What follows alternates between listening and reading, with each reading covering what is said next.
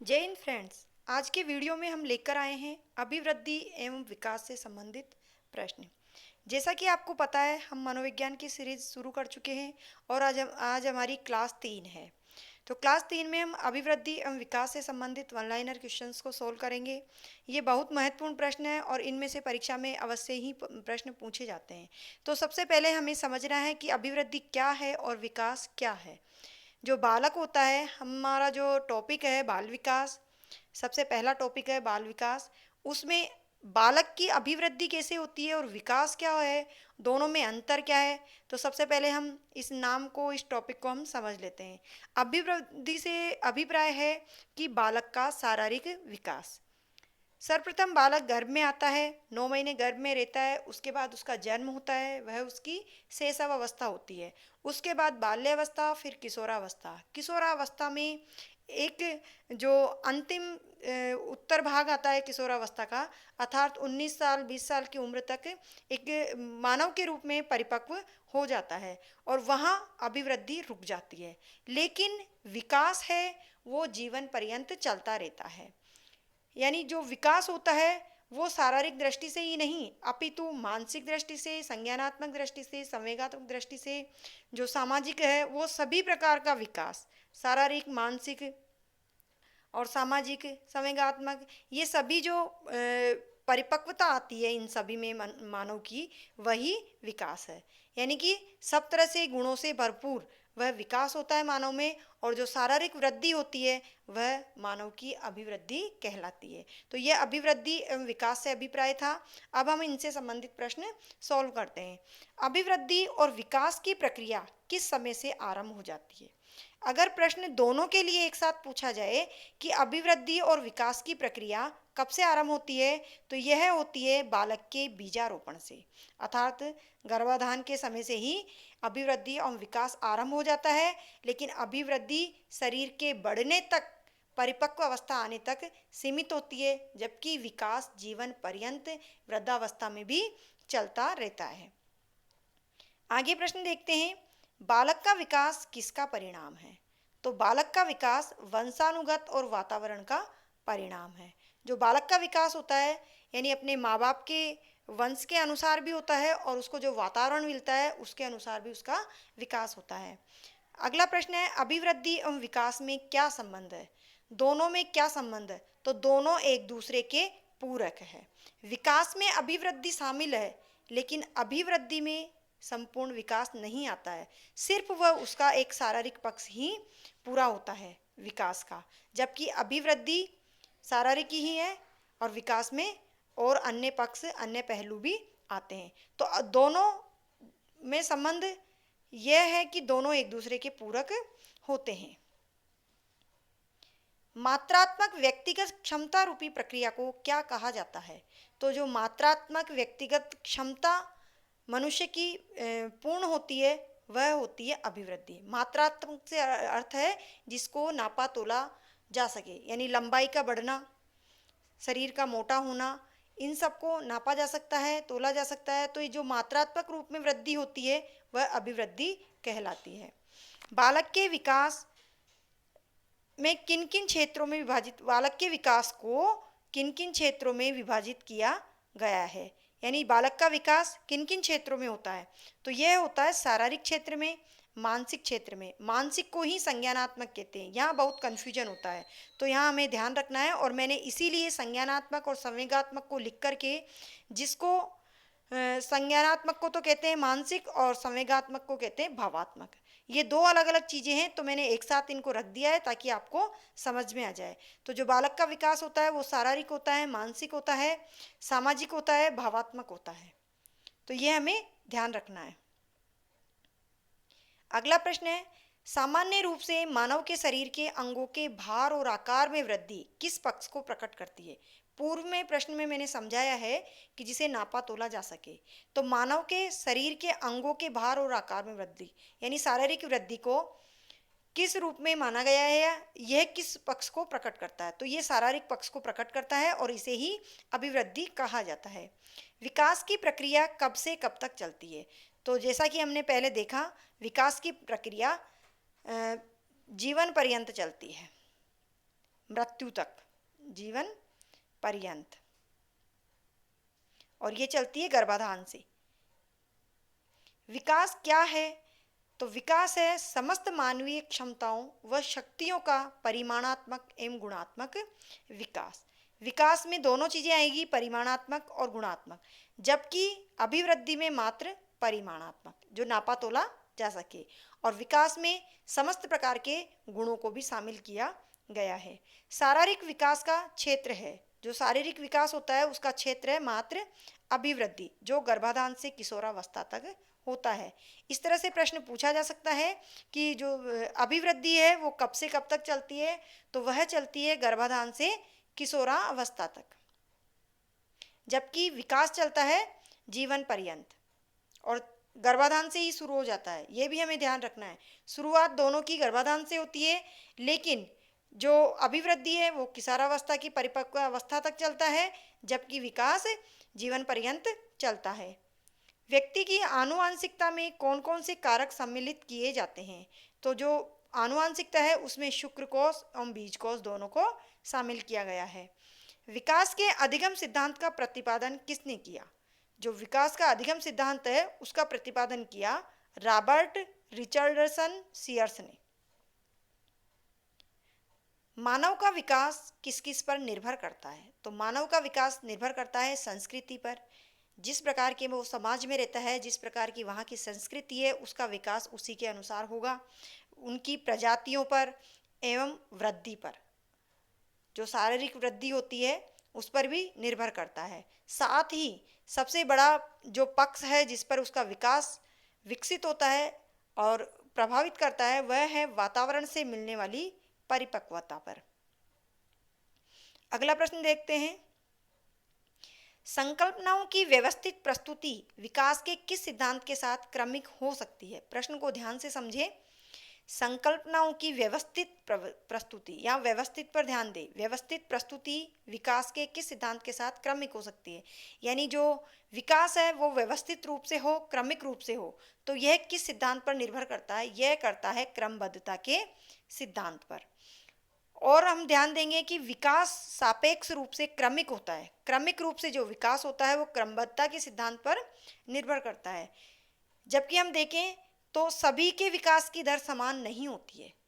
किसी का विकास धीरे होता है, किसी का विकास कम होता है, किसी का अधिक होता है और तीव्र गति से हो सकता है। तो सबके विकास की दर या गति अलग अलग होती है।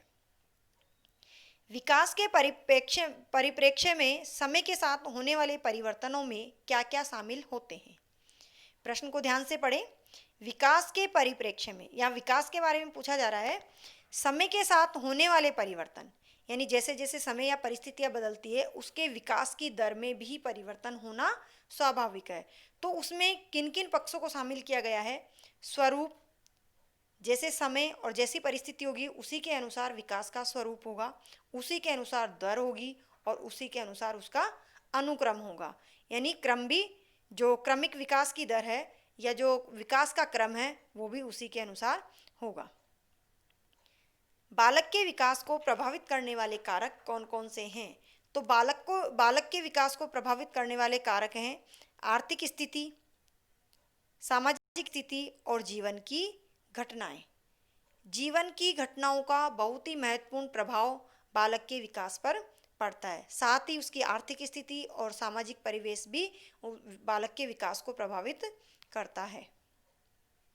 अगला प्रश्न है, क्रमिक विकास एवं अभिवृद्धि कौन कौन से जो क्रमिक विकास एवं अभिवृद्धि है वो कौन कौन से नियम व सिद्धांत है उसके?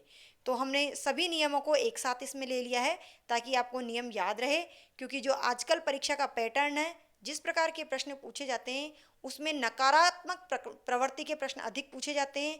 तो हमें जब सकारात्मक यानी उसके क्या है ये पता होगा तब नहीं का आंसर दे सकते हैं। यानी जो प्रश्न पूछा जाता है वो उसमें पूछा जाता है कि इसमें से कौन सा सिद्धांत क्रमिक विकास का नहीं है। यहाँ से इस प्रकार का प्रश्न पूछा जाएगा।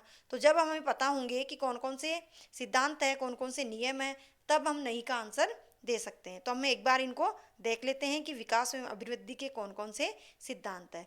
तो सबसे पहला है निरंतरता का सिद्धांत, क्रमबद्धता का सिद्धांत, समरूपता का सिद्धांत, व्यक्तिगत विभिन्नताओं का सिद्धांत, अनियमितता का सिद्धांत, एकीकरण का सिद्धांत, वर्तुलाकार विकास का सिद्धांत, सामान्य से विशिष्ट प्रक्रियाओं का सिद्धांत, परस्पर संबंध का सिद्धांत, वंशानुक्रम एवं पर्यावरण की उपज का सिद्धांत और निश्चित दिशा का सिद्धांत। तो यह विकास के सिद्धांत है। तो इन्हीं के आधार पर आगे के प्रश्न हैं और वहाँ से प्रश्न पूछे जाते हैं, क्योंकि सिद्धांत तो हमें याद रह जाते हैं लेकिन इनको समझना आवश्यक है।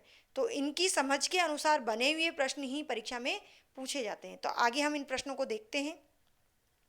बालक सबसे पहले अपने सिर से भुजाओं पर नियंत्रण करना सीखता है। सबसे पहले वो सिर पर नियंत्रण करना सीखता है, उसके बाद वो भुजाओं पर नियंत्रण करना सीखता है।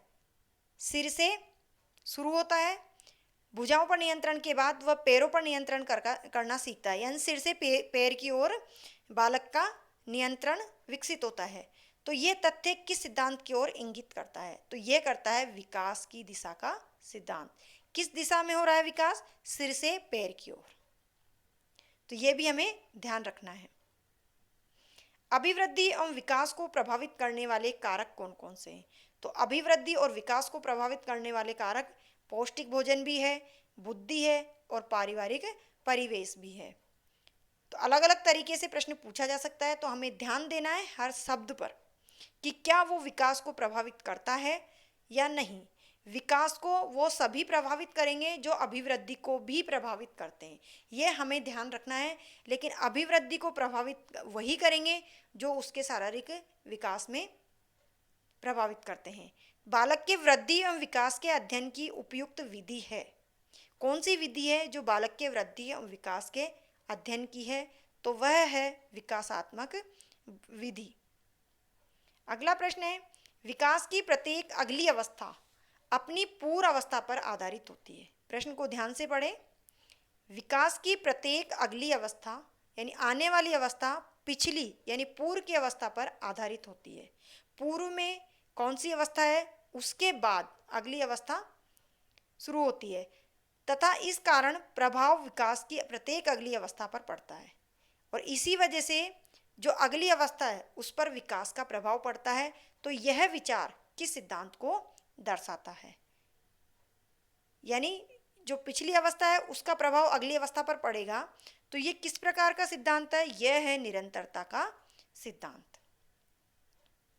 एक बालक के विकास की गति दूसरे बालक से भिन्न होती है। एक बालक के विकास की गति दूसरे बालक से भिन्न होती है। जैसा कि हमने पहले देखा था, गति व दर व्यक्तिगत विकास में भिन्न भिन्न होती है, किंतु यह पैटर्न का अनुगमन यहाँ किंतु नहीं है, ये किस पैटर्न का अनुगमन करती है? जो बालक की गति है वो भिन्न होती है, भिन्नता लिए हुए होती है। तो इसमें कौन सा सिद्धांत काम करता है? तो यह है क्रमबद्धता का सिद्धांत। बालक में होने वाला मात्र रचनात्मक परिवर्तन, केवल रचनात्मक परिवर्तन की बात की जा रही है, तो वह क्या कहलाता है? वह कहलाता है अभिवृद्धि। सिर्फ बनावट की बात है, जो शरीर की बनावट होती है वह सिर्फ अभिवृद्धि के पक्ष में आती है। एक जाति विशेष की सभी सदस्यों में व्यक्तिगत विलनेताओं होती, यहाँ शब्द गलत हो गया है, ये थोड़ा ध्यान रखिए। व्यक्तिगत भिन्नता है ये। व्यक्तिगत भिन्नताओं के होते हुए भी विकास का क्रम प्राय एक जैसा पाया जाता है। हमें पता है कि सभी एक जाति विशेष की सभी सदस्यों में जो व्यक्तिगत भिन्नता है वो भिन्न भिन्न होती है, विकास का क्रम प्राय एक जैसा होता है। तो वह कौन सा सिद्धांत है? तो वह है समरूपता। यानी व्यक्तिगत भिन्नता तो है परंतु उसके विकास का क्रम लगभग सभी में समान पाया जाता है। 100% नहीं, क्योंकि 1-2% कुछ भिन्न हो सकता है, लेकिन लगभग का मतलब है 95% प्राय एक जैसा पाया जाता है। तो यह बात किस सिद्धांत पर निर्भर करती है? यह समरूपता के सिद्धांत पर निर्भर करती है। जैसा कि हमने पूर्व में सारे सिद्धांत देख लिए थे, तो ये प्रश्न उन्हीं के अकॉर्डिंग बनाए गए हैं और परीक्षा में इसी प्रकार से प्रश्न पूछे जाते हैं। तो प्रश्नों को आप ध्यान से देखें। एक बार में अगर समझ में नहीं आता है तो वीडियो को दोबारा देख सकते हैं। किस मत के अनुसार बालक का शारीरिक विकास सिर से पैर की ओर होता है? देखो, जो निश्चित दिशा का सिद्धांत है उसमें कौन सा मत है जिसके अनुसार जो बालक का विकास है वो सिर से पैर की ओर होता है। तो यह है सिफेलाडोकोडल के मत के अनुसार, और सिद्धांत है निश्चित दिशा का सिद्धांत। अगला प्रश्न है, संबद्धता के सिद्धांत के अनुसार बालक का विकास किन दिशाओं में आगे बढ़ता है? किन दिशाओं में आगे बढ़ता है? तो यह किन दिशाओं में बढ़ता है? और सिद्धांत है संबद्धता। क्या? क्योंकि इनमें संबंध होता है। संबद्धता के सिद्धांत के अनुसार बालक का विकास 2 दिशाओं में बढ़ता है, सिर से पैर की ओर और पास से दूर की ओर। सिर से पैर की ओर जैसा कि हमने देखा, नियंत्रण बालक का सबसे पहले सिर पर होता है, उसके बाद भुजाओं पर, फिर पैरों पर। और पास से दूर का अर्थ है कि बालक जब किसी चीज़ को बहुत छोटा बालक होता है और किसी चीज़ को पकड़ने दौड़ता है तो पूरे शरीर को हिलाता है, यानी पूरे शरीर से कोशिश करता है। उसके बाद कुछ अंगों के द्वारा, फिर कुछ अंगों के द्वारा, यानी फिर अपने आप उसका नियंत्रण होने लग जाता है। इसी प्रकार से विकास के कितने पक्ष होते हैं? अगला प्रश्न है हमारा, बहुत महत्वपूर्ण प्रश्न है, हमें ध्यान रखना है। विकास के 3 पक्ष होते हैं, और ये 3 कौन कौन से होते हैं? ये होते हैं संज्ञान मूलक पक्ष, भावमूलक पक्ष और गत्यात्मक, क्रियात्मक या उद्धमात्मक। यानी तीनों में से कुछ भी कह सकते हैं, और कुछ भी प्रश्न में आ सकता है, तो हमें ध्यान रखना है क्रियात्मक आ जाए तब भी वही है, गत्यात्मक या उद्धमात्मक भी, यानी उद्यम करना, कार्य करना, गति करना, उद्योग करना, या गति करने से भी अर्थ है कि कुछ क्रिएटिव करना किसी कार्य का, वही क्रिया है, वही उद्यम है और वही गत्यात्मक है। तो इसके 3 पक्ष होते हैं इस प्रकार से। अगला प्रश्न है, बालक के संज्ञान मूलक पक्ष के लिए किस प्रकार की शिक्षा देनी चाहिए? जैसा कि हमने ऊपर पढ़ा, तो संज्ञान मूलक पक्ष क्या होता है, किस प्रकार की शिक्षा देनी चाहिए जिससे बालक का संज्ञान बढ़े? बालक को विचार विमर्श करने की, कार्यों के परिणामों पर विचार कर कार्य करने की, यानी परिणाम के बारे में भी पहले बालक विचार करे फिर कार्य करे, और आत्मसंयम की शिक्षा संज्ञान मूलक पक्ष को मजबूत करती है। इस प्रकार की शिक्षा दी जाए तो बालक का संज्ञान मजबूत होता है। एक बालक के जीवन में अवसरों का लाभ उठाकर अपने समस्त उत्तरदायित्व को समझने एवं स्वतंत्र निर्णय की क्षमता उत्पन्न हो जाना उसके किस पक्ष के विकास का द्योतक है? ध्यान से प्रश्न को पढ़ें कि बालक के जीवन में अगर कोई भी अवसर आए और उसका बालक लाभ ले सकता है, ऐसी उसमें शक्ति है, और अपने समस्त उत्तरदायित्व को समझे, स्वतंत्र निर्णय की क्षमता उत्पन्न हो, तो उसके किस पक्ष के विकास का द्योतक है? तो वह है गत्यात्मक या क्रियात्मक पक्ष का द्योतक।